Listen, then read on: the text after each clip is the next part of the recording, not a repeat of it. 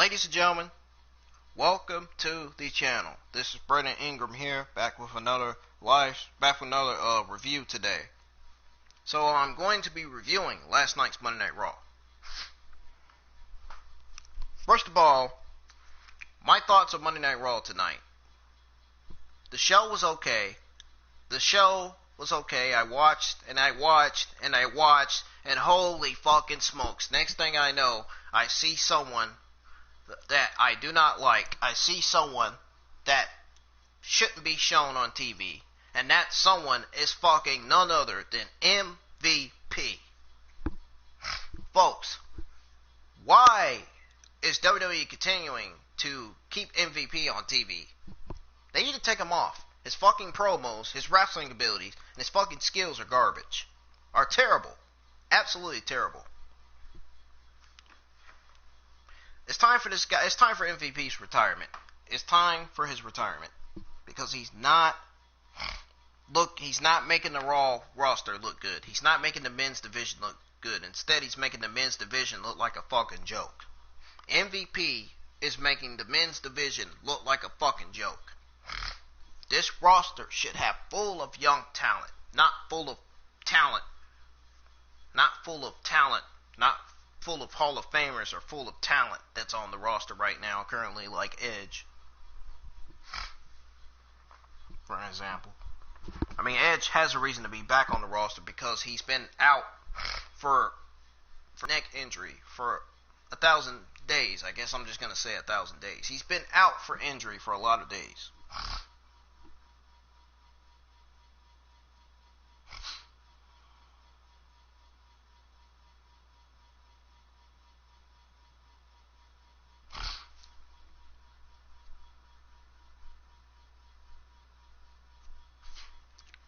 Like, a lot of people need to understand and realize that the WWE Raw and SmackDown ratings have been down for 8 straight fucking weeks. And WWE has continuously not done nothing about it. Now,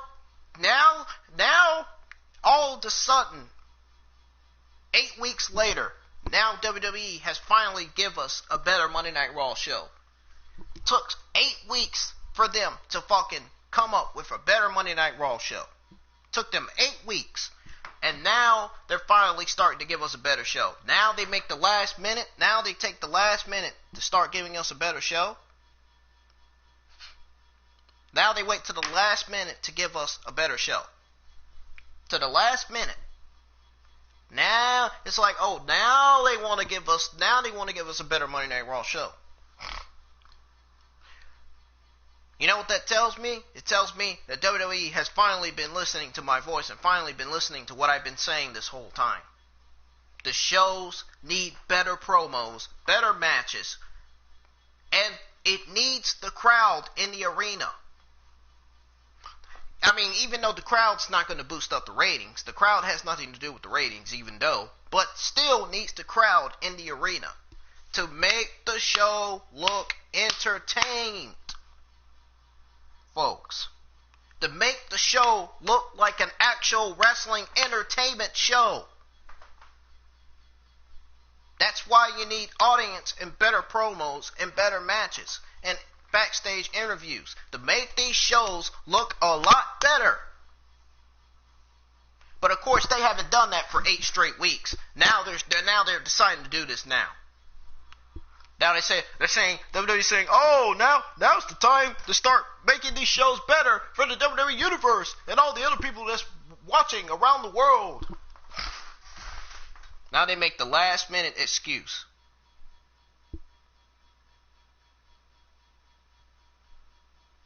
Just like they made the last minute to trade AJ Styles to SmackDown. Just like they traded Apollo Crews to Monday Night Raw. Just like the simple fact that WWE buried Angel Garza and Austin Theory when they gave them a push.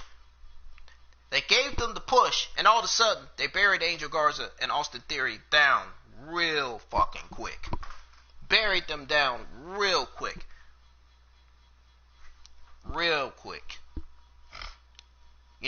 It's just like the simple fact that Andrade hasn't been defending his United States Championship like he's supposed to. No disrespect, but he hasn't been. Let's be honest. He's been keeping the title in his waist and haven't been actually defending it. Only been defending it against Apollo Crews.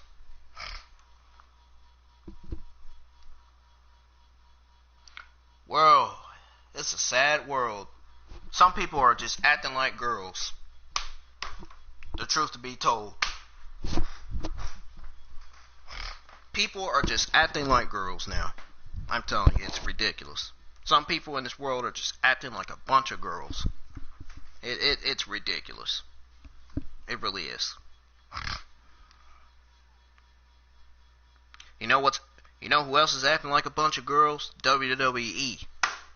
And their fucking ratings. And I guarantee you, this show did not boost up the Raw ratings. I can guarantee you, I am 100%, can guarantee you 100% that they did not boost up, this show did not help the Raw ratings boost up. I guarantee you, the show did not help the Raw ratings go up. I guarantee you, it made it go down even worse. Guarantee it. Despite my thoughts on the show being that it was okay, the ratings still may be down. It's going to get worse, I'm telling you. The crowd's not going to boost up the ratings, dude. It's just not going to happen. The crowd, it's going to take more than the crowd to boost up the ratings. Which I don't think the crowd are the ones that's going to boost up the ratings. I think if the chairman of WWE, Vince McMahon, and the writers and the creative team does something right with these shows, and the producers, some of the producers, if they all could do something right with these Monday Night Raw and SmackDown shows, I think the ratings will go up a lot better. That simple. That freaking simple, folks. But anyways, back to what I was saying about MVP. So, folks, I watched, and I saw MVP still on TV. What in the world is he still doing on the roster? I don't understand why WWE still has MVP on the roster. Dude, his fucking wrestling abilities in the ring sucked. I seen this match with him and Bobby Lashley versus the Street Profits. Dude, he did absolutely fucking terrible in the fucking ring. And I think JD can relate to this and agree with me when I say this. This guy did absolutely fucking terrible in the ring. Oh my fucking god, dude. I have never seen such a terrible fucking wrestler such as MVP. My entire life, dude. It was fucking embarrassing. I felt bad for the NXT fucking talent that was in that arena watching their Monday Night Raw superstars wrestle. I felt so bad for the NXT crowd that was watching. I felt so fucking bad for the Performance Center recruits that posed as fans in the arena, that wore wrestling fan shirts including Randy Orton, the Man, Becky Lynch, and all the other shirts. We've seen some wrestling recruits, including Shotzi Blackheart, which she's an NXT superstar. She's not really a recruit. Then I seen Alev. I seen her. Was okay and tonight. we seen Marina Shafir. And we seen, who else we seen? Who else did we see besides Marina Shafir? We seen Jessica Menduke at ringside. We seen Santana Garrett ringside. And I think we seen Kyle Bloom, the son of one of the WWE Hall of Famers. One of the other Performance Center recruits. Folks, but anyways, back to what I was saying about MVP. Folks, his MVP's match against Street Profits were absolutely terrible. That match was absolutely terrible because of MVP. MVP did so terrible that the look on some of the NXT superstars' face, I don't blame them. The look on some of their face made them want to laugh. I bet some of the NXT stars wanted to laugh so fucking hard at MVP they tried not to. I think I would too. MVP is embarrassing the men's division. He needs to get taken off TV. He needs to retire. He is embarrassing the men's division. Absolutely embarrassing the men's division. This guy needs to be taken off of TV. He sucks. He can't wrestle. He can't even come up with any moves to do to a superstar. I mean, WWE he just needs to retire, man. He's not doing good.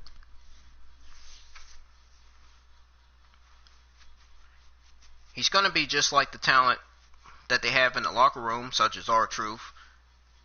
And they did have No Way Jose and all of them, but they got released. MVP is going to be nothing more than a used talent that can't actually wrestle. Let's be honest. After watching that match with Bobby Lashley, MVP really sucked.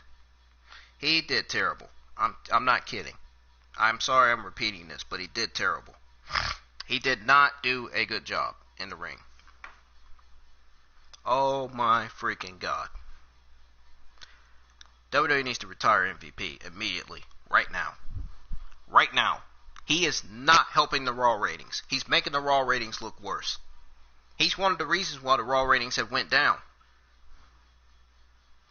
He is one of the reasons why the Raw ratings have went down the way they've went.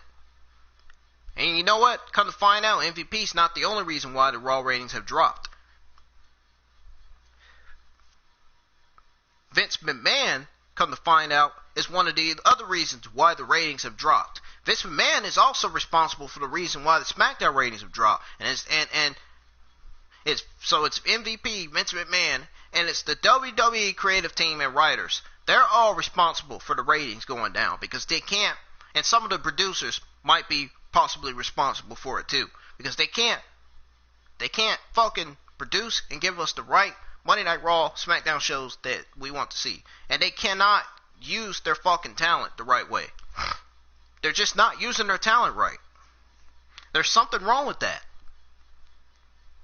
And I noticed, and I'm noticing things. I'm starting to notice a lot of things of what's going on with WWE, including how they're using the talent and how bad the backstage interviews have been and how bad the freaking promos and matches have been.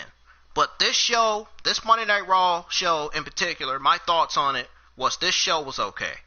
This show was somewhat okay. It didn't suck. It was better than the last 8 Monday Night Raw garbage shows that they've been giving us for the last 8 weeks. I'm going to say that again,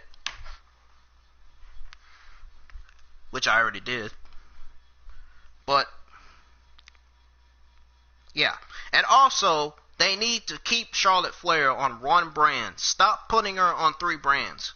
You're tiring Charlotte out. Why are you making Charlotte take these wasted road trips to Monday Night Raw and SmackDown? They might be wasting Charlotte Flair's gas. Hell, Charlotte Flair, I bet she's getting so sick and tired of driving back and forth to Monday Night Raw, to Monday Night Raw and NXT, and to Friday Night SmackDown.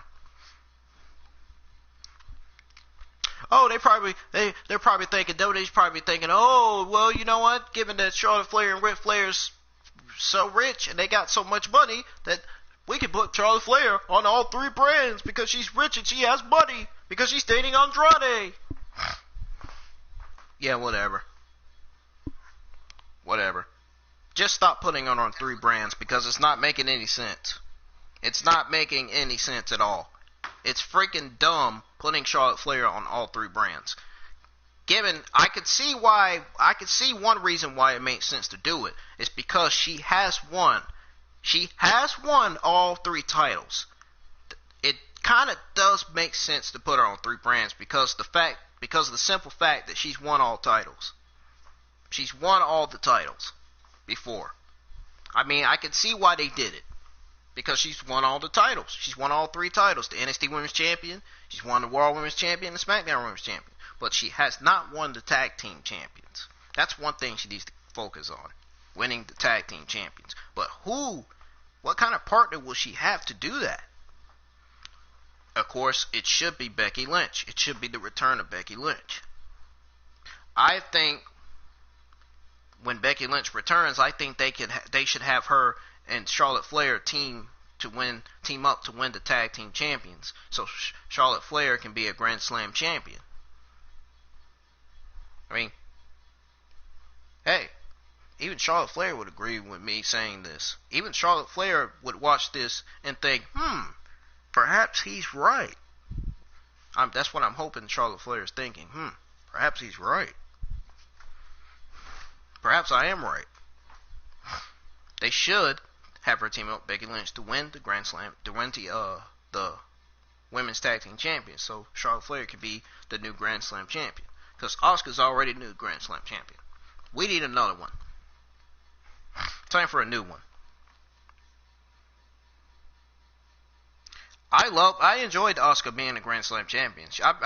In my opinion, I mean, don't get me wrong, she does deserve it. She does deserve to be Grand Slam champion. She deserves it. But I would love to see other people Grand Slam champions too.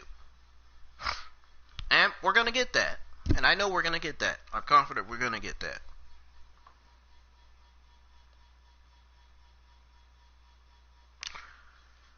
I have plenty more things to say. So, yeah. Like I said, WWE needs to retire MVP. It's time for him to go. It's time for him to go. He needs to dip off that fucking Monday Night Raw roster. Time for him to dip. He's not making any money for himself and his son. He's not boosting up the Raw ratings at all. He's doing terrible, man. The man, and you gotta think, the man's old too. MVP's old too, man. He's not doing good. He's like in his 40s right now. He's not doing good. He's just not. And for a man like AJ Styles in his 40s, he's doing pretty good. AJ Styles could still stay on the roster because he's doing pretty good. He still knows he still knows his wrestling abilities and skills. Hell, AJ Styles is better than MVP. And you know what? As a matter of fact, I've been wanting to say this on my review for a while now. All the WWE female superstars on the Monday Night Raw and SmackDown rosters are way better than MVP when it comes to wrestling ability and skills, and when it comes to having an entrance. And almost all of the WWE male superstars are way better than MVP when it comes to wrestling abilities and skills and entrance and promos. Just like female superstars are way better than MVP when it comes to promos and all that I just said a while ago. Dude, when MVP made his debut, he was doing good. All those years ago, MVP was doing good. It's like now, 13 years later, when he makes his return, all of a sudden, he's doing terrible with his promos, doing terrible with his in-ring abilities, and all that. They all suck. Garbage. Just straight up garbage. Take MVP, throw him in the garbage, and just say, bye-bye MVP, you're going in the trash can. Bye-bye, you're going in the dumpster. I hope you get a life. I hope you retire so you can be with your son more than ever. And not come back to WWE ever again. That's simple. Because he's just not doing good. But seriously, my thoughts on the show, overall, it was okay. It was okay. So, be sure you follow me on Twitter. Lashley. Hit that like and subscribe button. And turn on all bell for notifications so you won't miss all my Monday Night Raw, NXT, and Friday Night SmackDown reviews that I do every single week on my channel. Help me reach up to 1,000 subscribers, and also help me reach up to 4,000 watch hours for review, so my channel can be up for review. Please and thank you. I really appreciate the views that I've been getting on my channel. I'm impressed with the views I've been getting. I really am. I've been impressed. Thanks to all of you that's been viewing my videos, that's been viewing my Monday Night Raw, NXT, Friday Night SmackDown reviews, and that's been reviewing my YouTube videos and all the other stuff on my YouTube channel. I just want to say thank you all, and continue to do that. Continue to help me go up to 1,000 subscribers and 4,000 watch hours for review. Alright? So, yeah, follow me on Twitter, like my Facebook page, because I'm still going to be posting all my Monday Night Raw, NXT, and Friday Night SmackDown reviews on it. And, most importantly, subscribe to my YouTube channel. Now, I think that's all I have to say. So, I think we can get started with the Monday Night Raw review now.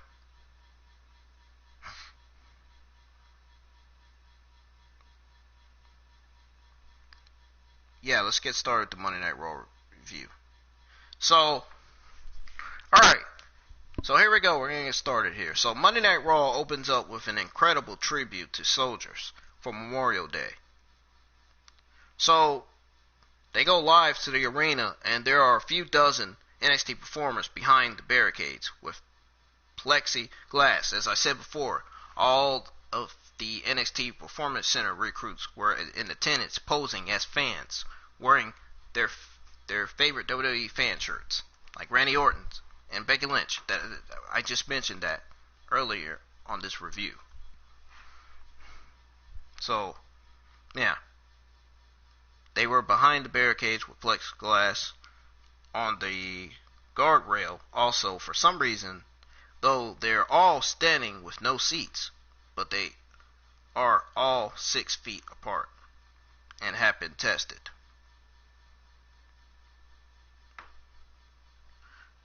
Yeah, they've been tested. I don't know why the people would not give them those seats.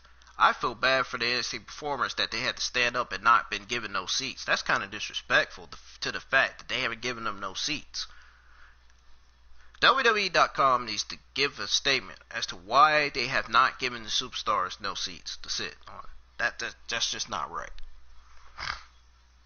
That is just not freaking right.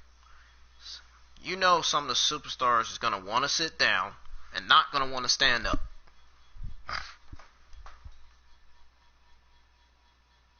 I'm a type of guy that likes to sit down and stand up and like to pace around, so it don't matter either way. It don't matter. They can have me stand up, they can have me sit down. Ain't gonna matter to me. I ain't gonna complain about something that ain't no big of a deal. That's not really no big deal. Not gonna complain about that. So,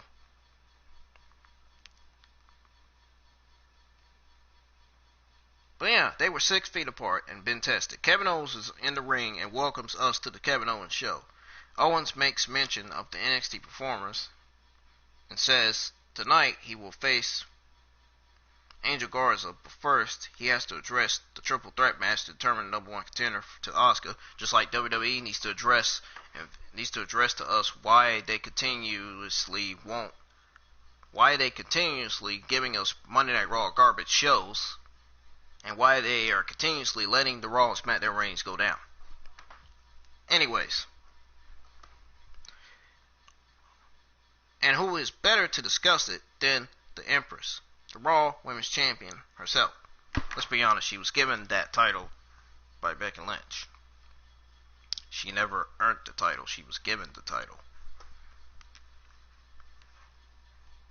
Yeah, I'm pretty sure the video of Nia Jax saying that she was just given the title. There was a video of her saying that to Asuka, saying she never earned the title, she was given the title. So why is she excited about having a Raw Women's Championship title? Said Nia Jax anyway. Asuka comes to the ring and chants for Becky. Owens congratulates Asuka for earning the title. Dang, is that her new gimmick now, chanting for Becky? Just saying. So, yeah, Owens congratulates Asuka for earning the title and asks her to speak on last week when Nia Jax interrupted her and Kyrie. We see the clip, then Asuka rambles in Japanese before being interrupted by NXT champion Charlotte Flair. Charlotte Flair, the woman that should be put on one brand instead of 3 brands. The woman that has won all 3 titles on all 3 brands, including the NXT Women's Champion. And the other 2 titles, which is the Raw Women's Champion and the SmackDown Women's Champion. She won all 3 of those titles, except for the Women's Tag Team Champions, of course. So something they need to have her focus on, winning now. Sooner in the future. Sooner or later. Now, sooner or later, or in the future. Flair says that Raw Women's Championship should have been handed to her instead.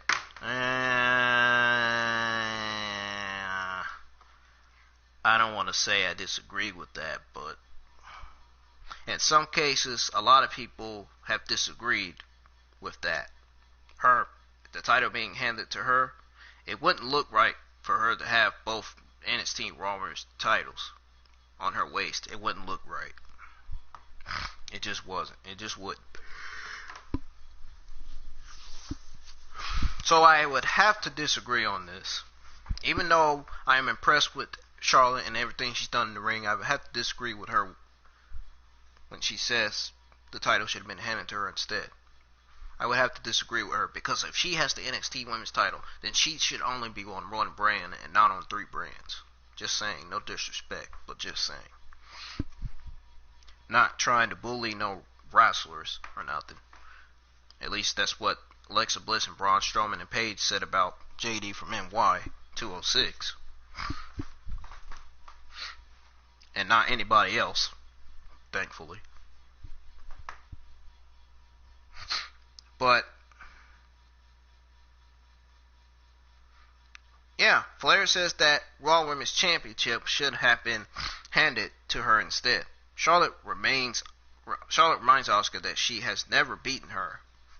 But then out comes Natalya. Natty assures Kevin Owens she won't wreck his set this week like she did last week, and apologizes to him. She says she's been frustrated, and Flair tells her sucking up won't help her. This time, it's Nia Jax who comes out, and she says, "We all know she's going to be the next Raw Women's Champion." Owens leaves the ring before Nia gets in. Nia says she's going to bulldoze Asuka at Backlash. Owens tells Asuka not to hit Nia in the face. So Asuka then hits her with a back fist to the face. Natalya and Flair brawl out of the ring, and Asuka yells at Jax in Japanese. Kayla Braxton interviews Apollo Crews backstage and asks if he is ready to face Andrade. He said tonight this is the greatest night of his career because he's going to beat Andrade and become the new United States champion. So this was the match to start off Monday Night Raw. It was Andrade with Zelina Vega defending his United States Championship against Andrade. So again, it was Andrade with Zelina Vega ringside defending his United States Championship against Apollo Crews. So this is what happened with this match last night. So the title match gets underway, and Andrade takes his time before engaging. So Apollo forces Andrade to the corner and beats on him. Apollo slams Andrade for a 1 count, but the champion then connects with a discus elbow for a near fall. So Andrade grabs Crews for the hammerlock DDT, but Apollo breaks free and lifts him up. Vega gets on the apron, and Apollo gets distracted. Andrade almost knocks Vega off the apron. But then Crews hits a enziguri, and he does knock her off. Andrade goes out to check on Vega. It went on commercial break. And then when they were back from commercial break, Andrade attacks Apollo as he tries to exit the ring. Andrade slams Apollo into the steps and grabs the United States Championship to taunt Apollo. Zanino refuses to leave ringside after being advised by medical staff. Back in the ring, and Apollo fires back with right hands, followed by a running splash in the corner. Cruz takes Andrade up top, but gets knocked into the Tree of Wound and hits a double foot stomp. Mid-match, Kayla interviews Angel Garza backstage, and he talks about sex as Andrade misses double knees in the corner. Cruz looks for the spin-out powerbomb, but Andrade counters with a hurricanrana into the buckles. Andrade hits running knees in the corner for a near fall. Apollo hits an enziguri, followed by a military press, standing moonsault, standing shooting star press, and wins the United States Championship. And I just want to say my congrats to Apollo Crews for defeating Andrade to win the United States Championship. Of course, Charlie Caruso interviews Apollo in the ring right away, right off the bat. He says when he first started his journey, he was told he couldn't do it. He laughed at him. But 11 years of hard work and sacrifice, and he's won his first title in WWE. He never quit or gave up. And now he can say to the whole world that he is the United States Champion. We see that Andrade's flipping out backstage and destroying stuff. So this, folks, was a good TV match to start off Monday Night Raw. It was a good TV match. A very, very good TV match. And this was a very, very good beginning to start off Monday Night Raw. Now Monday Night Raw is finally giving us a better show. It's not the talent's fault. The talent is trying their best to give us their best performance possible. Should Andrade get a rematch or should Garza get a shot? To give us a good performance.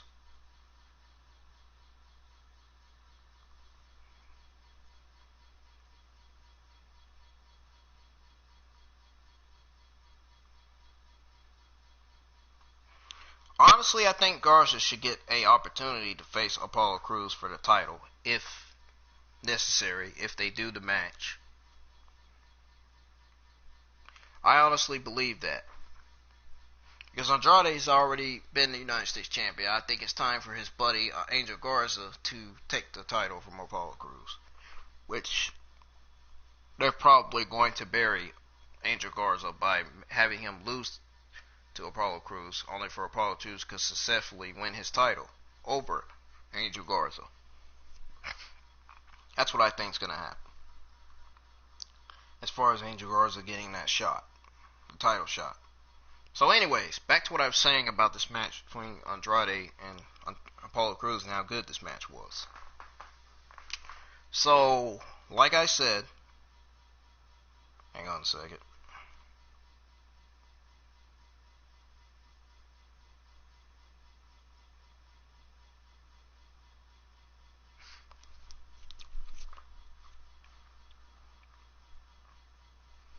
Hang on a second. Okay, so like I said,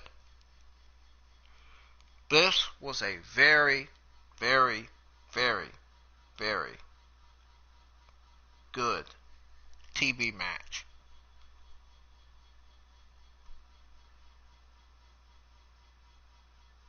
Andrade and Garza need to help the Raw Tag Team division. I am so dead with the after-school program feud with the Profits versus Raiders. A very good match. The emotion from him was real. You could see that. You could all see that the emotion from Apollo Crews was real, man. You know what? I personally didn't think they would have him pick up a victory over Andrade to win the United States Champion, but they did. Didn't think they'd do it. Now they seem to be pushing him, hoping they keep him going with some momentum and making the title feel better than it did on Andrade. Even better than it did on Rey Mysterio as well. Oh yeah, also even better than it was on Jeff Hardy and R-Truth, so to speak. Anyways, moving on to the next. So, after that match, after the interview with Apollo Crews, it said the Street Profits would battle the Viking Raiders in a golf match tonight. Come on, WWE. Now, you should know by now that WWE is not golf and most certainly not basketball. WWE is World Wrestling Entertainment. This is not golf and basketball, WWE. Come on now. I don't know why you can't still seem to understand that this is not golf and basketball. I've said this on my Monday Night Raw review from who is winning the IC tournament in the interim cruiserweight tournament. This is not basketball. Wrestling is not about basketball and about golf. It's about wrestling. It's about entertainment. I've said this already.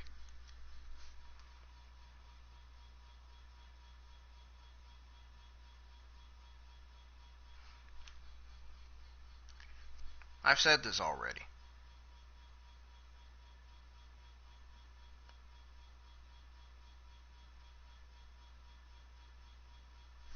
Yeah, this profit and the ratings feud is not going well.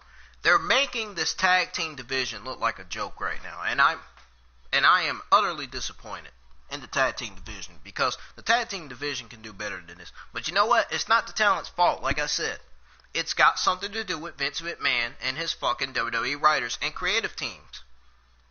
They're the ones responsible for delivering the shows. The producers are too. They're part of the problem too.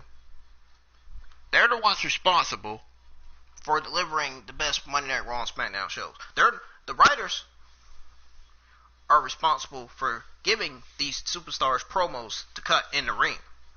In my opinion. Is what I personally think. And I also think that the creative team are responsible for, for, I guess, tag teams, singles, competitors. But all these people are responsible for WWE, for delivering and giving us better shows. And you've seen for 8 weeks that they've given us terrible Monday Night Raw and SmackDown shows. At least there was a crowd tonight. Now they're just now starting to give us better Monday Night Raw shows. You're seeing it now, first thing. At least there was a crowd tonight. You're right. You're right, man. At least there was a crowd tonight, but they're also not boosting up the ratings. That's the problem. There's a crowd tonight, but the ratings are not going to go up as a result of how the show was. The ratings are not going to go up as much. And the crowd are not the ones that are boosting up the Raw or SmackDown ratings. If anything, if these shows get better, yeah, I can see the ratings going up then. Get Charlotte off of my TV on with this shows bitch. Are not doing. They're not giving us good shows. I can't see the ratings going up right now at this moment. At this point, I just can't see it. I just can't see it happening. Cannot see the Raw and SmackDown ratings going up at this point because of how bad they're doing with these shows. Just can't see it. But anyways, it said, the Viking Raiders and Street Profits would be in a golf match that night. Last night we see Rollins holding Rey Mysterio mask backstage. And then they went on commercial break. Then, when they came back from commercial break, the Monday Night Messiah. Folks, let me just freaking show you the Monday Night Messiah. Let me just show you what he actually looks like. Let me put the logo up here. Let me set up something here. You'll see what I'm about to set up here. Folks, yes, the Monday Night Messiah and his decomposers, including his decomposer, Buddy Murphy, and his new decomposer, Austin Theory, were all three of them were all backstage. Excuse me, my throat's a little worried today. I don't know what the problem is with that. Seth Rollins, the Monday Night Messiah. We're talking about this guy, this Seth Rollins. Normally I'd say the Monday Night Messiah, but I'm not saying it like that tonight. Not in the mood for that. Not in the mood saying it like that tonight. Fortunately, I hate to say it, but I'm just not. Yeah, all three of these guys were backstage. And he says tonight is a night for a celebration.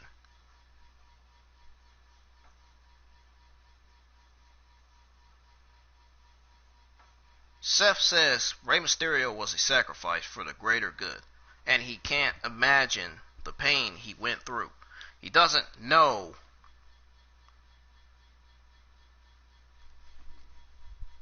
Hang on a second. The article came off. Fuck.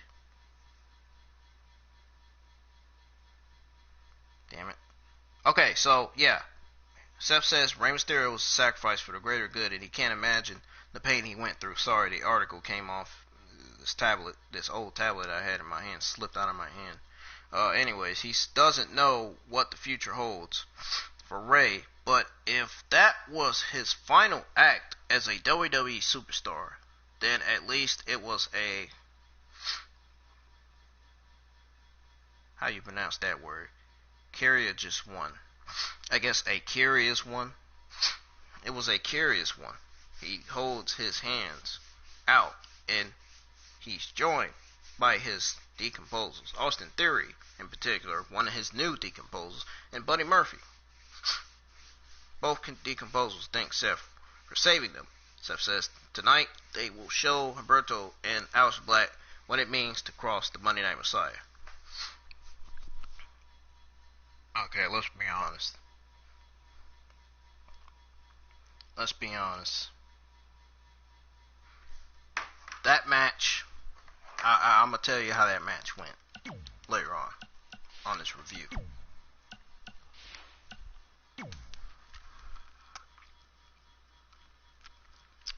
So Charlie Caruso interviews, wait for it, she hasn't came up yet,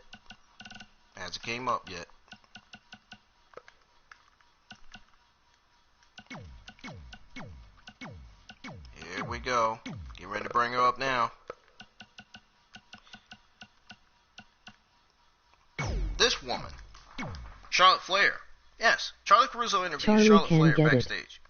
Charlie asks what it will mean for Charlotte's legacy if she becomes a double champion. Flair says she is the most consistent and prolific champion in WWE history. That's true, she is. She's won almost all the titles, except for the WWE Women's Tag Team titles. Obviously. Flair says she is the measuring stick, and frankly, nobody compares. Asuka comes dancing into the frame with her title and says, "Red is not your color."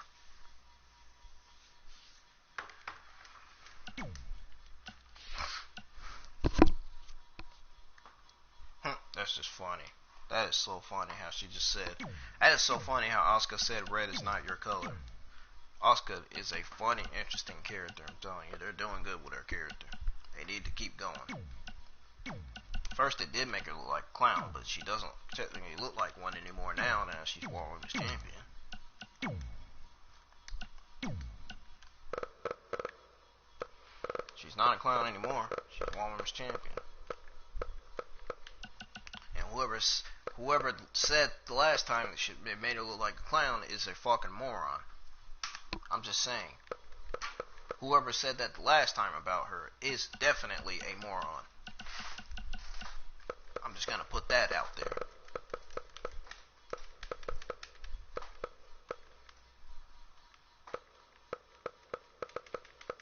Just telling it like it is.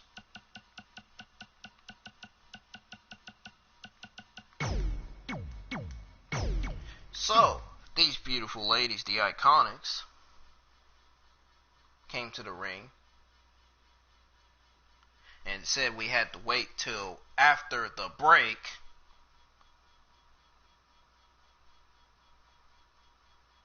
and out why. So, we're back from the break with the Iconics, with the gorgeous women, the Iconics, and Peyton starts to apologize for costing them the match last week. Kate cuts her off and says she's the one who needs to apologize because she slapped her and it makes her sick. They've come too far to have any animosity. They remind everyone that they've been friends for life, signed their contracts together, won the titles together, and never got a chance to defend them. The beautiful, gorgeous Alexa Bliss and Nikki Cross. Of course, she used to be called the 5 Feet of Fury. Now she's being called the Goddess again. She was called the 5 Feet of Fury 2 times. Now she's being called the Goddess again the second time. I guess they call her the 5 Feet of Fury when she's a heel. When she's a babyface, they call her the Goddess. I guess now they finally have that straightened out. Will WW ever book Zelina for a women's title run? Anyways. Yes, ladies and gentlemen, it is true. Alexa Bliss and Nikki Cross did make their way to the ring.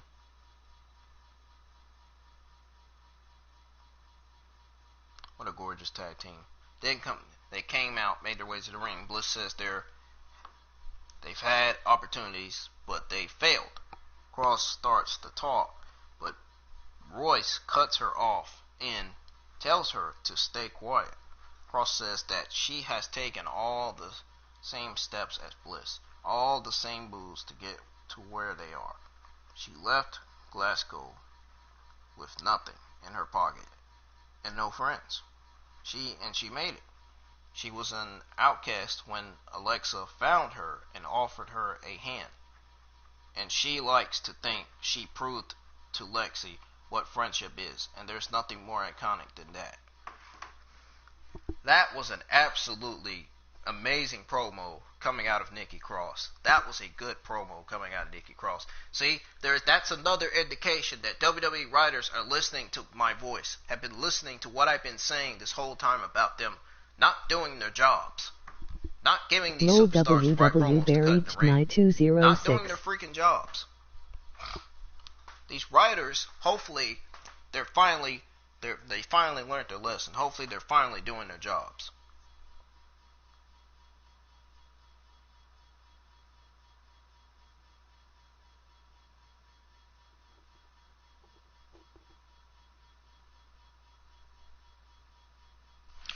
And you know what? Speaking of Zelina Vega, WWE needs to book Zelina Vega for a title run. They have not been using her as a women's singles competitor yet. Yet she's managing Angel Garza and Andrade. Yet they have not put her in the title run yet. As a single. They have not put her in a run. They haven't even put her in a run as a singles competitor yet. They haven't even put her in matches. What's going on with that? She's one of the WWE Monday Night Raw female superstars. I mean, I don't know. Unless WWE comes up with something great for Zelina. Not sure. And yes, Charlotte Caruso is a good interviewer. She looks beautiful, by the way. She looks gorgeous. Charlotte Caruso is a gorgeous woman. You know, I'm a woman's lover. I love women. I hope WWE female superstars takes note of this.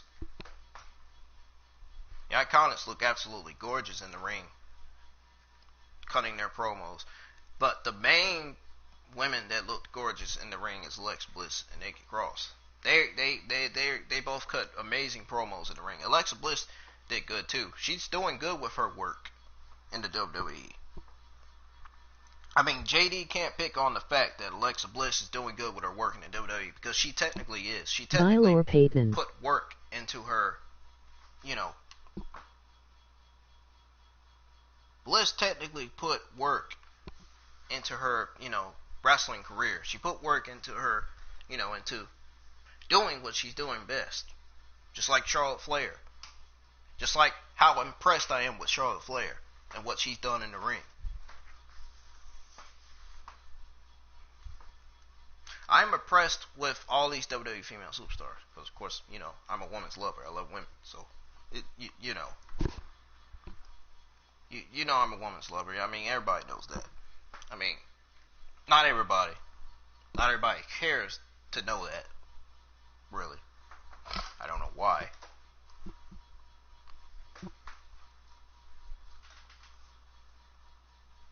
But some reason they just don't. 9206 just has annoying voice to me, sorry. They don't. Anyways. Yeah, so Nikki said she left Glasgow with nothing in her pocket, with no friends. She made it. She was an outcast. I did tell y'all that. When Alexa found her and offered her a hint. And she likes to think she proved to Lexi what friendship is. There's nothing more iconic than that. That was a good promo, man. I loved it. I loved Nikki Cross's promo. I loved how good Nikki Cross did that promo. I loved how Lexi cut the promo too. And I loved how Lexi actually agreed with her best friend. She should, which she should. As she should agree. So, Royce and Kate attack the women's tag team champions, beating them each into the corners. And I know why. Now I know the true secret, the true reason why they brought the Iconics back. Because they wanted to bring the Iconics and the Bliss Cross rivalry back to the WWE. That's why they brought the Iconics back. To bring back the Iconics and the Bliss and Cross rivalry back. They wanted to renew this tag team's rivalry. That's why they brought them back. Now we know why they brought the Iconics back, to have them renew their rivalry with Bliss and Cross. I've said this 3 times, so you will understand. And I think they are going to split up soon too. They both could be getting run as singles competitors, and then they could get back together as tag team soon again, possibly. I'm talking about Billy and Royce. Of course.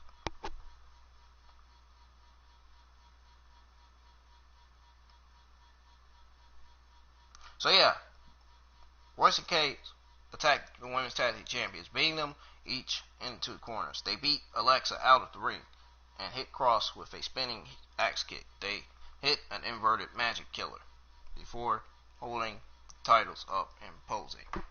Did they really get that magic killer move from Carl Anderson and Luke Gallows? Was that a motivation, so to speak? I don't know. Just making that up. Just a question. Lana approaches MVP backstage and stares at him.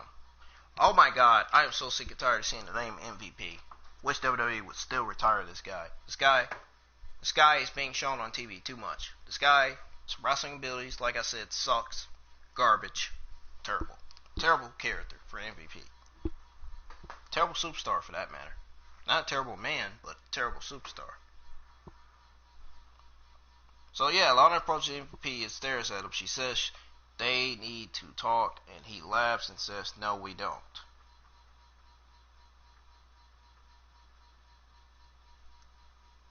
Lana's got betrayed. Lana's got betrayed because Lana's a loser. Actually, how will WW book Lana in this Drew versus Lashley feud? MVP is a loser. I take that back. MVP is actually the loser. Lana is actually the gorgeous woman. MVP's more like a loser.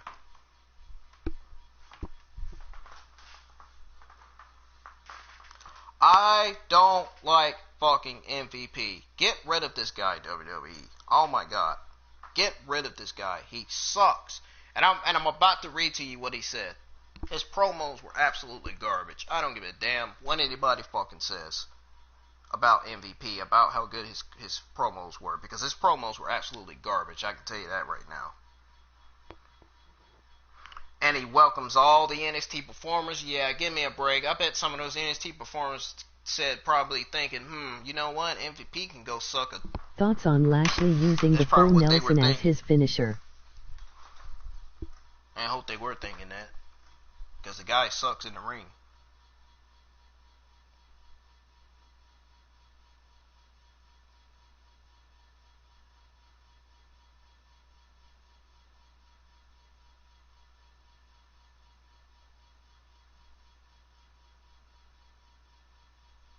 Yeah, you know what? MVP can go eat a bag of dick, because nobody freaking cares about this guy at all. I hate to say it.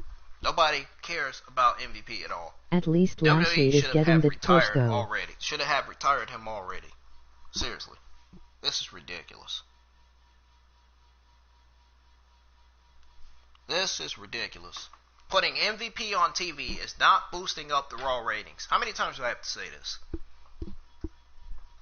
Get rid of this guy. Replace him with an NXT superstar that's on the NXT roster. Somebody. Jesus Christ. Somebody that's at least way better than MVP. Oh my god. I mean, really. So anyways, MVP is in the ring for the latest edition of the VIP Lounge. I'm so glad I didn't download MVP on 2K20, because I would have been so pissed off if I still had him on my created superstar list. Don't like him. I hate the super. I don't like him. He's one of Karrion the Kross would help Raw's ratings. The number one superstars that I don't like. He's one of the superstars I do not like. He's not one of my favorite superstars. No, he's not. In fact, he's terrible at what he does in the ring.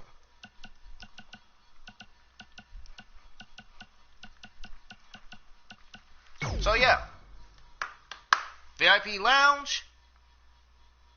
MVP welcomes all of the NXT performers. I bet the NXT performers say, yeah, go eat a bag of dick. Some of them probably looking at him like, yeah, go eat a bag of dick. You're terrible at your fucking wrestling moves. Wrestling moves are terrible. Did Raw trade Edge for Roman? Wrestling moves are terrible. So, it says the VIP Lounge is the only nightclub that can boost the star power of the WWE Champion. Wrong. Incorrect. I disagree with that. Or should he say former WWE Champion? MVP introduces Drew McIntyre. McIntyre gets into the ring and throws the furniture around. He asks MVP where Bobby Lashley is. MVP plays dumb. MVP says Drew doesn't have to worry about a sneak attack. He says the full Nelson won't be happening until Backlash. So relax. MVP asks if Drew remembers the last time he invited him to the VIP Lounge and offered him his guidance and tutelage. MVP says Bobby took his offer, and it only took him a few weeks to get a title shot. Bobby Lashley should have got a title shot a long time ago. Let's be honest. If I'm not wrong, if I'm wrong, then something's wrong with some of you morons on social media. Anyway, McIntyre says it took him 19 years to get a title shot. This is the first time Drew actually looked strong as the champion. The crowd really helps Drew look good. Finally, he did. And he beat him in 5 minutes. Hell yeah, he did. I saw that match. I saw the full WrestleMania match. He beat the holy hell out of Brock Lesnar. I saw it.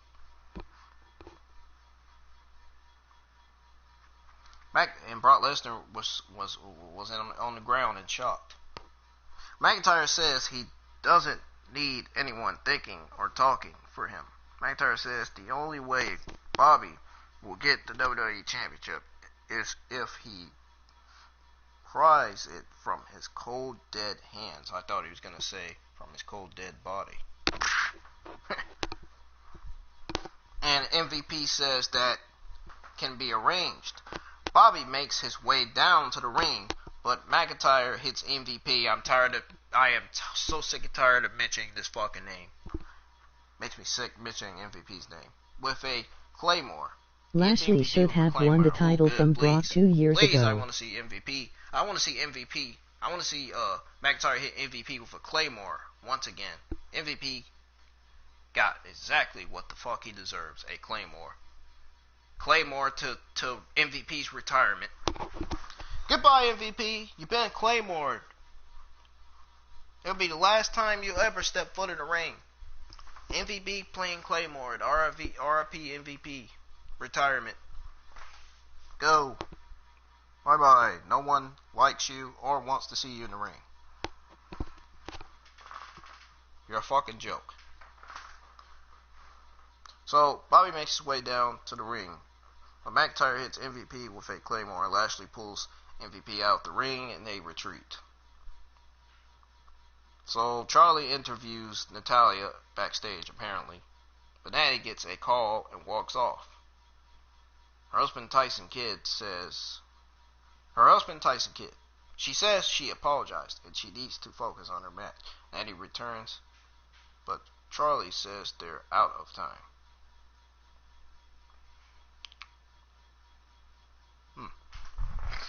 They were out of time. That was not good for Natalya. She should have stayed with Charlotte Caruso. But she had... She, you know... She got a call. She had to walk off. If she got a call, you got a call. I mean... I can understand. I can respect that she had a call. I mean, walking off for Charlotte Caruso was kind of embarrassing. I bet Charlotte Caruso was disrespected and embarrassed that Natalya actually walked off. I bet Charlotte Caruso was disrespected so bad that she walked off from her.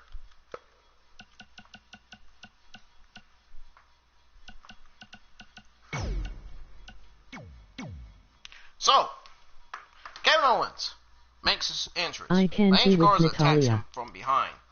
He hits KO's knee into the ramp, then runs to the ring. Commercial break. They return to commercial break, and Owens instructs the referee to start the match. Garza rushes Owens in the corner and beats him down. Targeting the knee, Owens tries to fight back, but gets the leg kicked, and Garza stands on it. Owens lands a DDT and starts make a comeback. Owens attempts a cannonball, but his knee gives out, and Angel hits a super kick. Owens knocks Garza off the top rope and hits a swanton bomb. Owens attempts a pop-up powerbomb, and Garza counters and hits a wing clipper for the win. Garza's biggest win of his career. He just defeated Kevin Owens. His biggest win of his career. Angel Garza should be proud. That was the biggest win of his entire career on the main roster. Angel Garza has a reason to celebrate too. Because Kevin Owens lost. I hope the KO versus Garza feud continues. I would like to see how Zelina asks Garza handle KO on the mic. For the United States Championship, they should put Garza in line to challenge Apollo Crews, because that would be a good match. Good TV match.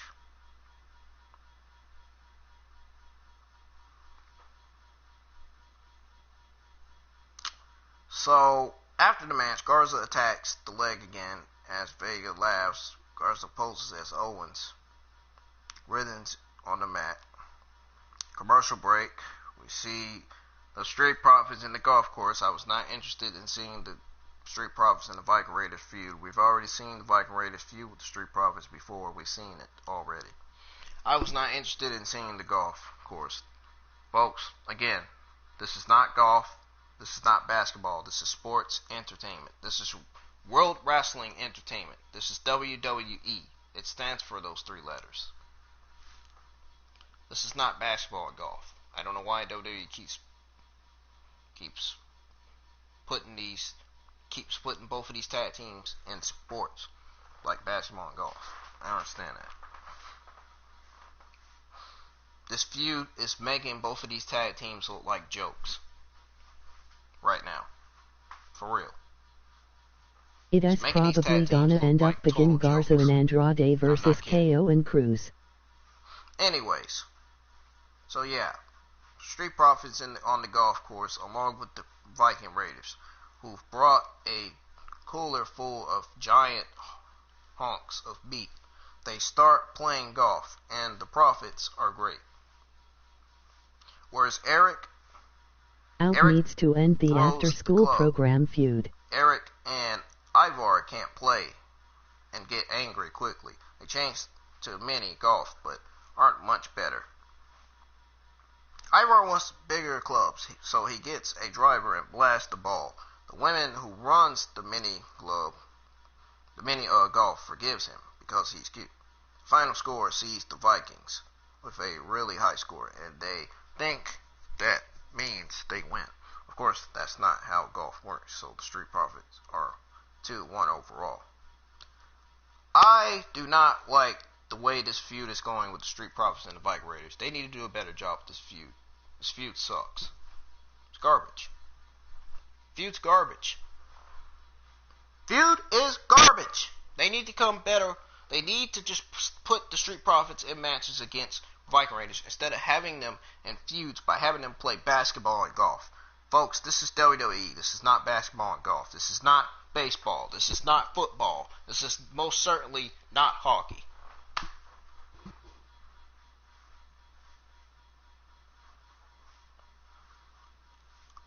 I did not appreciate this feud at all. This feud was total joke. Tag team divisions and Monday Night Raw, SmackDown tag team division are total jokes right now. Both tag team divisions are not doing well. Terrible. Terrible tag team divisions. Both of them are doing terrible.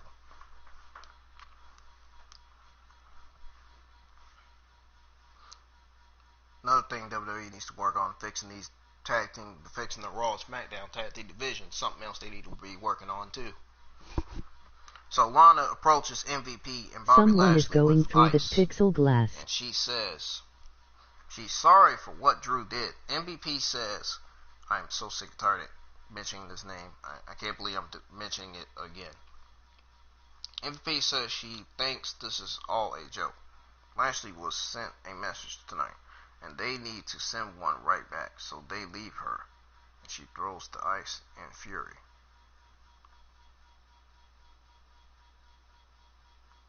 Well, sounds to me like Lana was mad. She's jealous now, because she thinks Bobby Lashley could be dating MVP, which that doesn't sound right. I just totally made it not sound right, but just make it seems like MVP is trying to help Bobby Lashley as a manager. MVP shouldn't be manager for Bobby Lashley. Bobby Lashley can help himself out. He can help himself out. He has confidence in himself. Now, here is the match that most people did not enjoy.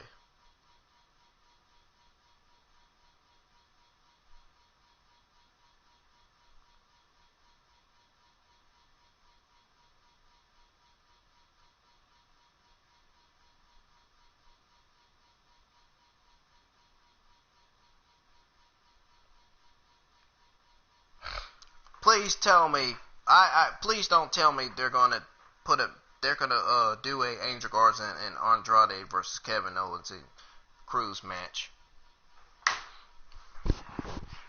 I hope not, because that's going to fuck up the ratings even more. I hope not, because that is absolutely going to fuck up the ratings. that match right there is going to fuck up the ratings.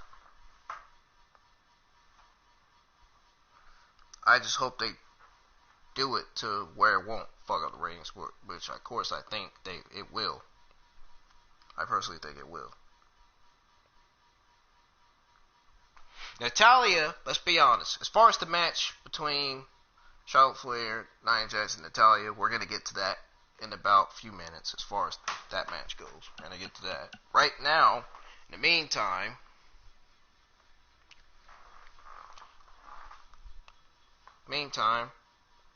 now, the next match that took place last night on Monday Night Raw was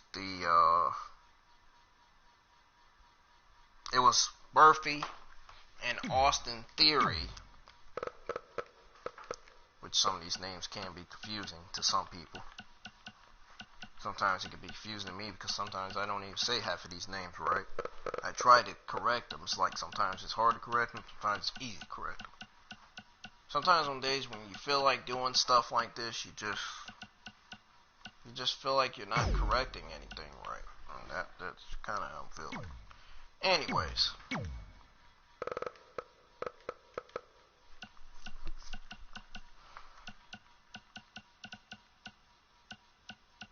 So it was Buddy Murphy and Austin Theory versus the team of Aleister Black and Humberto Carrillo, the loser that JD claims to be calling him, the loser. Oh wow, can't believe Humberto Carrillo has been getting insulted too by JD. Wow, a lot of superstars are getting insulted. Wow, and a lot of people have said that WWE To be honest, I really don't want to see Andrade versus Cruz again. Garza versus Cruz sounds great, but Garza versus KO will probably continue. It will WWE versus JD from NY 206, which I believe what JD's saying. He's right about what he's saying about WWE. WWE has made a lot of fucking mistakes. A lot of mistakes, but he did make a mistake by bullying Alexa Bliss. That's the one and only mistake he's made.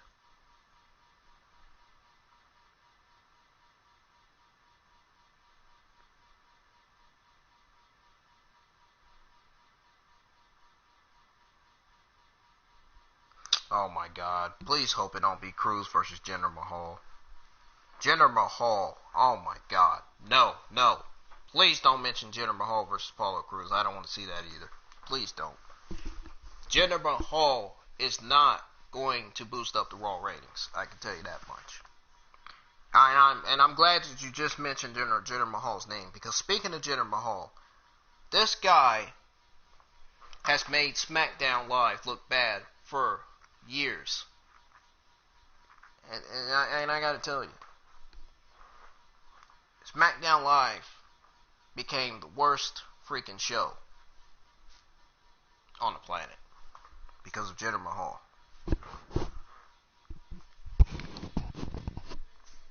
Anyways, so here's what happened with this match between Austin Theory and Murphy, with Seth Rollins ringside versus Gronk ain't he boosting the ratings either. They start the match with Carrillo and Theory, and they lock up. Theory elbows Humberto and beats him into the corner.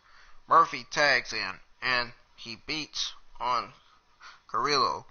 Then he tags Theory and they attempt a double back suplex, but Carrillo lands on his feet. Ducks a lariat, hits a springboard arm drag that knocks Murphy outside. Carrillo tosses Theory over the ropes into Murphy. Then Black tags in and fins a dive with the springboard cross leg sit.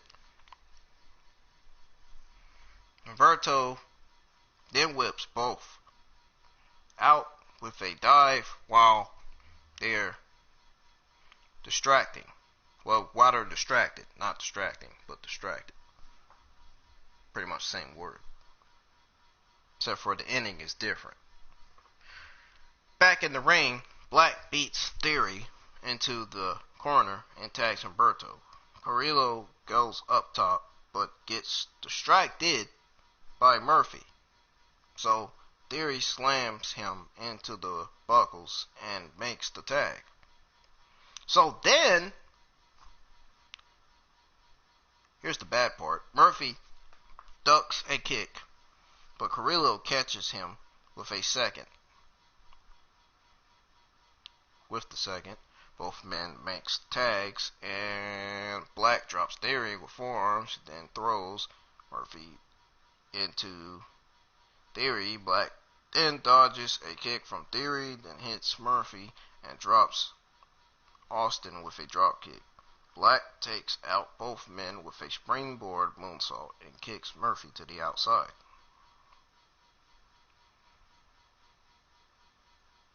Black kicks out of a roll-up and hits a knee to the face of Theory. Black tags Humberto and runs to the apron, but Murphy sends him to the outside. Carrillo attacks Murphy, but Theory hits him with the ATL for the win. Good win for Austin Theory. Good win for Murphy, most importantly, a good win for Austin Theory. Biggest win of Austin Theory's career. Biggest tag team match win of Austin Theory's career. Anyway. So it's good to see Austin Theory winning a few matches on the main roster. But let's be honest, it's too early to be calling him up on the main roster. He's still young. He's still learning. You know, he's still getting that what you call that new experience on the main roster. Not the adrenaline, but the new experience.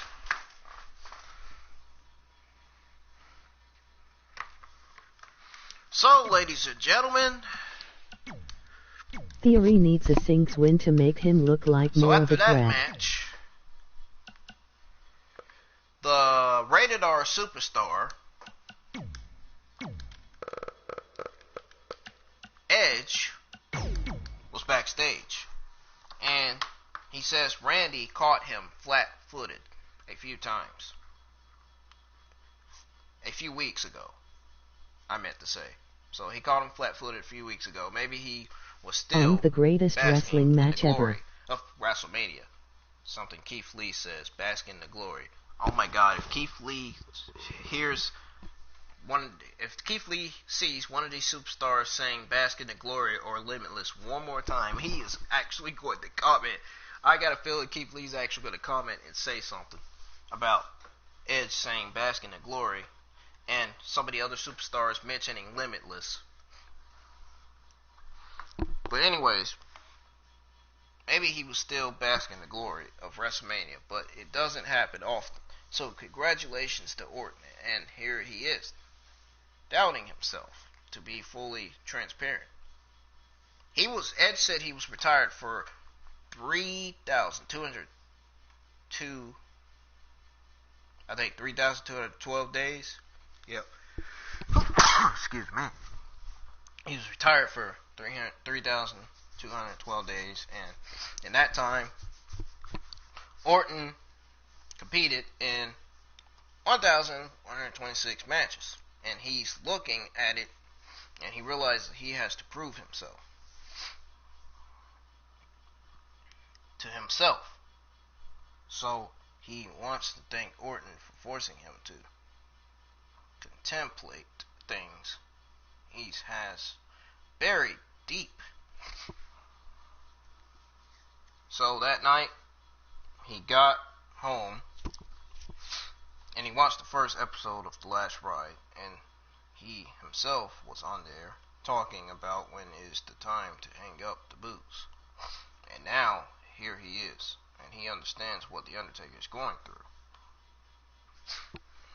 Randy wants to doubt his ability, but he has hung hold for hold with the likes of Eddie Guerrero, Christian, Davey Boy Smith, Kurt Angle, The Undertaker, Shawn Michaels, Rey Mysterio, the list goes on. He's hung with them all and brought them to a new level. He was a 5-toe workhorse for WWE. And if Randy's paying attention, he'll notice that this is all past tense, because he doesn't know if he can do it. He doesn't know if he can do that anymore. But all But at Backlash, he's going to dig into the depths of his soul to try. That's all a man can do.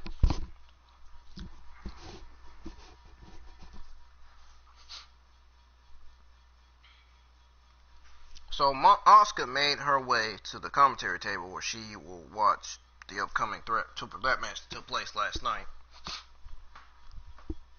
So she was on commentary that night. So we see the Vikings backstage with the Prophets, and they say they let them win. Dawkins says, "No way. Ivar had more chicken legs. Go on in the hole than balls." Ivar laughs and says he certainly had a lot of birdies. Ford tells them to name the next challenge, and Eric suggests Gator Wrestling, but Dawkins says, "I've told you anything but Gator Wrestling." Eric then asks if they bowl, and they say they couldn't choose something more boring. The Vikings walk off, and MVP and Lashley then walk up to the Prophets, and MVP says they're going to be another case of talent washed down the drain. The Prophets ask if there's a problem, and poke fun at MVP for getting Claymore kicked. MVP challenges them to a tag team match that night, and tells them to bring the smoke.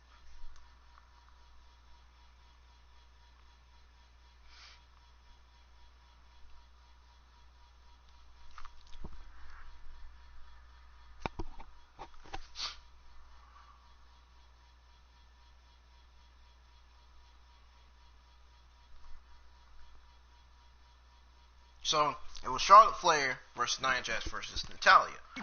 I will put these three up there for you all, so you can see exactly who they actually look like on the game, so you can see who they look like on TV, too.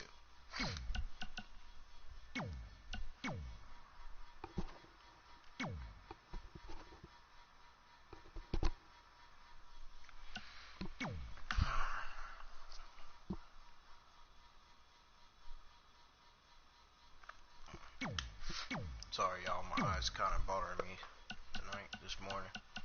I went to bed yet, but I will be going to bed getting some sleep, because I have to work today. So, I definitely will be going to bed after this Monday Night Raw review. I will be getting into bed. I don't know about falling asleep. Probably will.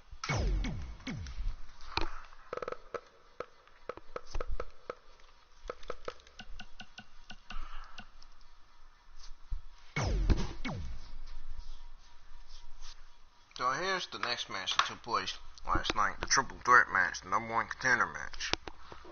It was Charlotte Flair versus Nia Jax versus Natalya. Let me tell you exactly what happened with this match. The triple threat began, and Nia shoves Natalya down, then lifts Charlotte and slams her into the corner to hit repeated shoulders. Flair kicks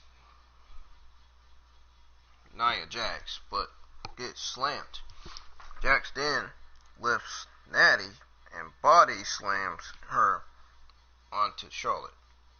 She looks to hit an elbow drop, but Charlotte moves. Then teams with Natty to Irish whip Nia into... Get Charlotte off my TV, I am dead, she needs to go away. Flair kicks Natalya and takes a headlock. Natty counters with head scissors, but Charlotte keeps out. Then Natty does the same. Flair hits a shoulder tackle. Oh, excuse me. Sorry, I'm back. So, Flair hits a shoulder tackle, then knocks Jax off the apron. Natalya attempts a roll-up, but Charlotte kicks out. All three of them can get it though. Flair flips over the ropes to the apron, but gets knocked off by Nia Jax, who then clears the announce table. Nia tries to baseball slide Jax, but gets grabbed and slammed onto the apron. Charlotte tries to ram Nia with the lid of the announce table, but they played back and forth with it. Both women then get on the apron and exchange shots, with Charlotte landing lots of chops. Jax counters and kick attempt and gets Flair on her shoulders, and Natalya grabs her leg. Flair climbs down. Then she and Natalya lifts Nia and powerbombs her through the announce table.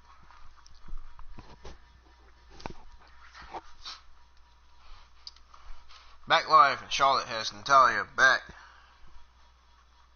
Charlotte has Natalya by the back in the ring, and Jax is still down on the floor. Natty fights out, and they hit stereo crossbodies. Asuka helps Jax back into the ring, and Natalya hits her with a tilt-a-whirl armbar. Jax lifts Natalya up and hits a powerbomb. Then Charlotte Flair kicks Jax in the head.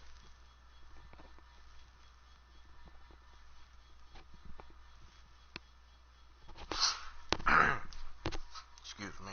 Flair tosses Natalya to the floor and drags a knee on Jax. Flair hits a moonsault for a near fall. Natty comes back and drops Charlotte, but Jax then hits her with a lariat. Jax whips both women into the corner and splashes them. Jax tries to lift both Charlotte and Natalya on her shoulders, but they fight her off. Jax misses Charlotte in the corner, and Flair slams her knee.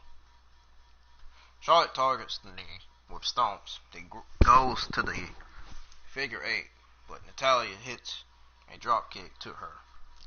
Natty applies a sharpshooter, and Flair crawls to the ropes, but gets dragged back. Jax pulls Natalya off and runs into her. Natalya gets hoisted up, but Flair hits Jax with a big boot, then tosses Natalya to the floor. Flair kicks Jax and climbs the ropes, but Jax hits her. Nia climbs up top, and Natalya grabs her for a Tower of Doom. Natalya rolls Flair out and attempts a sharpshooter on Jax, but Charlotte pulls her off and applies the figure 8. Jax hits a leg drop to Flair as she's in the move. Jax lifts Natty and hits a Samoa drop for the win. I hope you all know that I am trying to be a future podcaster. Maybe you all need to realize that I am trying to be a future podcaster here.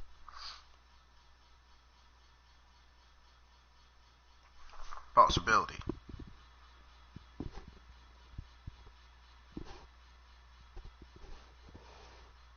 I mean, not a writer, though. Technically, don't want to become a writer. But you all know what I'm trying to do here. But you all know I do the best I can to give y'all the best Monday Night Raw and NXT and Friday Night SmackDown reviews possible.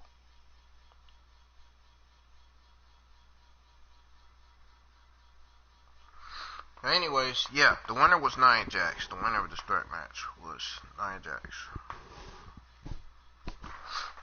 Jax is the number 1 contender to Asuka's Raw Women's Championship. So they will face each other at Backlash. Kayla interviews Drew McIntyre backstage, and he says he's leaving.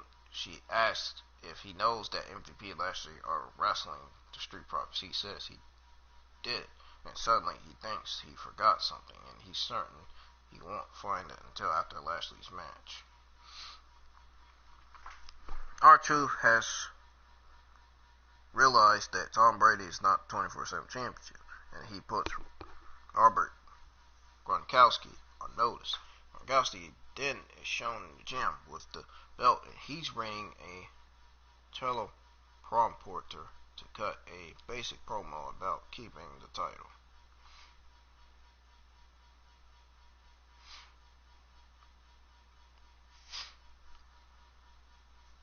We see MVP and Lashley backstage, and Kayla asks MVP why he chose to wrestle after getting hit earlier. He points to Lashley and says, "That's why." It said Ric Flair would be live after the break.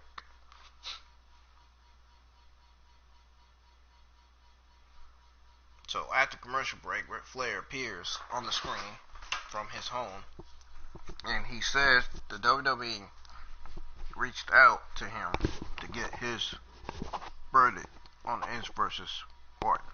Flair says ever since he quit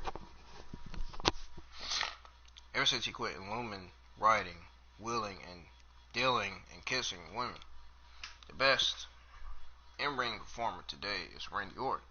And that's who is going to win at Backlash, says Ric Flair. So we see a lengthy clip from the next installment of the excellent Last Ride documentary on the WWE Network.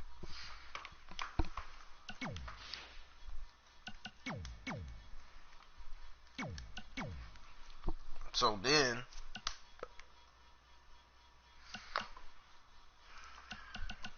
we see the beautiful, wonderful, gorgeous Liv Morgan telling us more things we might not know about her. And this time, it's that she never felt good enough, never had any self-worth. That was until she got to WWE, and she might not know all the answers, but she is alive and will fulfill who she is destined to be. She is living her best life. WWE is doing a good job continuing to keep Liv Morgan on TV instead of keeping her off TV, keeping her from losing big matches, keeping her from losing matches to big superstars like Charlotte Flair and others. They're doing a good job keeping her on TV. They really are.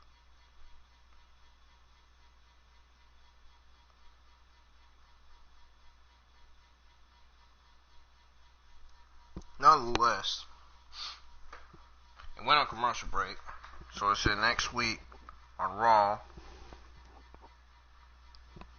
they will have a Rey Mysterio retirement ceremony, and Aleister Black will battle Seth Rollins. So, their main event, which I thought was a bad ending to Monday Night Raw, this main event. So your main event, we got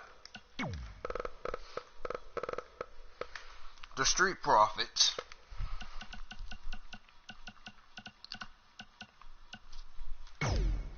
Angelo Dawkins and Montez Ford versus Bobby Lashley and MVP.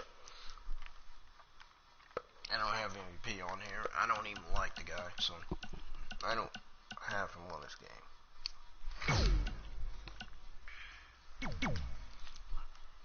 So, here's what happened with the match between Street Profits, MVP and Bobby Lashley. They start the main event with Montez Ford and Bobby Lashley. Ford slaps his ass on the way Lashley used it. Ford rolls away from Lashley and plays up the crowd. Lashley hits him with a shoulder tackle and poses forward, avoids Lashley, and grabs his head, but the big man forces the Prophet to the corner and drills him with shoulders. Lashley slams Ford and tags MVP, who teases off on Ford in the corner. Lashley gets the tag and he runs at Ford, who puts the rope down for Lashley to fly out. Ford then tries to jump over the ropes into Lashley, but misses, and Lashley slams him into the barricade. Back live, and MVP is beating on Ford. Tag made to Lashley, and he drills Ford with forearms. Then hits a sidewalk slam. Lashley tosses Ford to the outside and tags MVP, who jumps down and whips him into the steps. MVP puts Ford back inside and gets a 2 count. MVP misses a splash in the corner, and Ford drops him with a right hand. Tag made to Dawkins, who came in hot with lariats and a flying back elbow. Angelo lifts and slams MVP, then hits a spinning forearm in the corner, followed by a bulldog.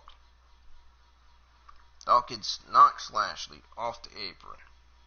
Ford spears him on the floor. Dawkins tags Ford and hits a spinebuster to MVP. Ford hits a frog splash, but Lashley slams Dawkins into the ring post, then gets inside and grabs Ford with the full Nelson and gets the win. Bobby Lashley did better than MVP. MVP did terrible. Bobby Lashley did good, and MVP did terrible.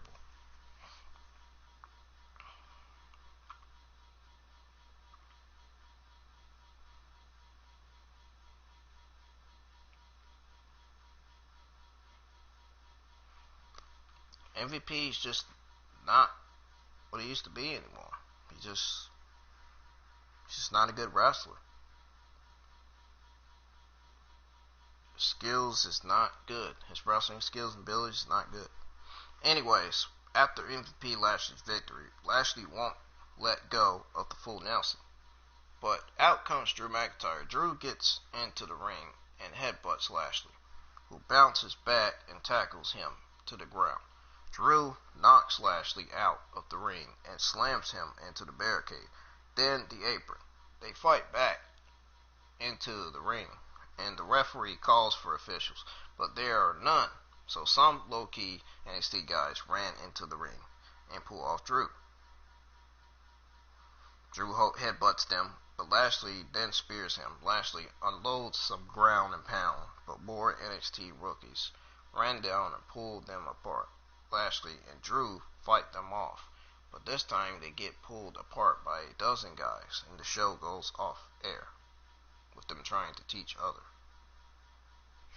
So, ladies and gentlemen, this week's Raw was okay. Street Profits looking soft in the main event. And that's all I have to say. So, folks, this is the end of my Monday Night Raw review. Favorite Dwayne "The Rock" Johnson movie?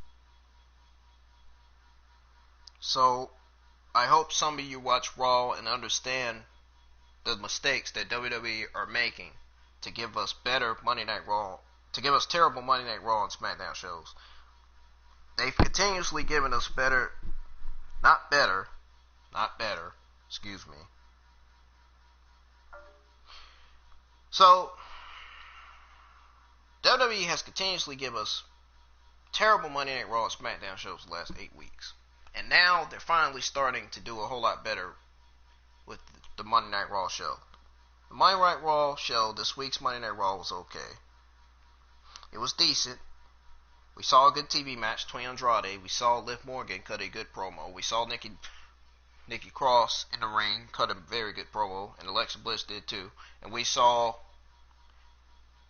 how good Charlotte Flair did in the ring. I'm actually still impressed with Charlotte Flair and how good she's doing in the ring. And, you know, I'm actually impressed with Angel Garza's biggest win of his career over Kevin Owens. I'm actually still shocked about that. So, there you go.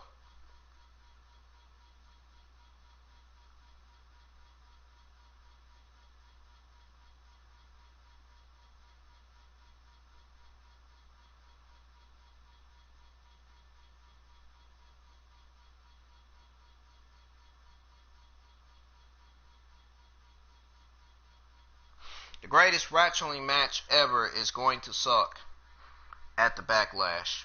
Edge versus Randy Orton. They're going to make this match look like a joke at the Backlash.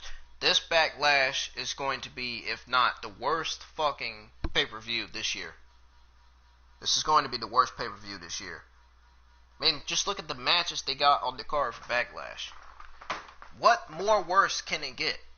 How worse can it get, folks? How freaking worse can it get?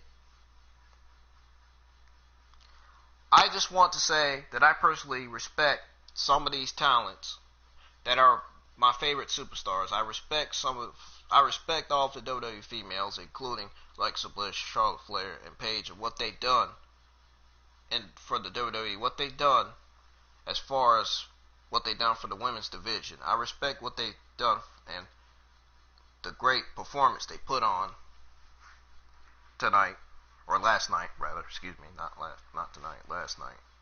I respect Charlotte Flair and Alexa Bliss and how good they do in the ring, how good they've done to make the women's division look great. I respect how some of the other female superstars doing good, making the women's division look great and amazing. That's just like the WWE NXT female superstars that are making the NXT women's division look better than what it's been looking this whole entire time.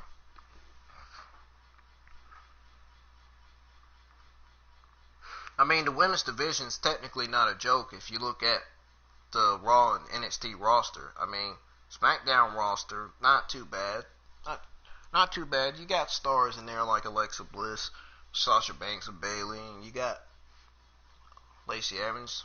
Now it seems like they're trying to make Tamina as a star too, and it looks like they're trying to turn Naomi heel. I think they're planning on turning Naomi heel. I think they're going to turn Naomi heel, and then I think they're going to turn the Usos heel. That's what I think is going to happen, because Naomi keeps losing match after match after match. I'm thinking they're working on Naomi's heel turn. That's what I think they're working on as far as SmackDown goes. So I'll be surprised if Naomi turns heel and attacks Dana Brooke from behind and injures her. Don't be surprised, because I think the heel turn is coming. Naomi's heel turn is coming. Guaranteed. Anyways, folks, I am going to end this review. This is the end of Monday Night Raw review.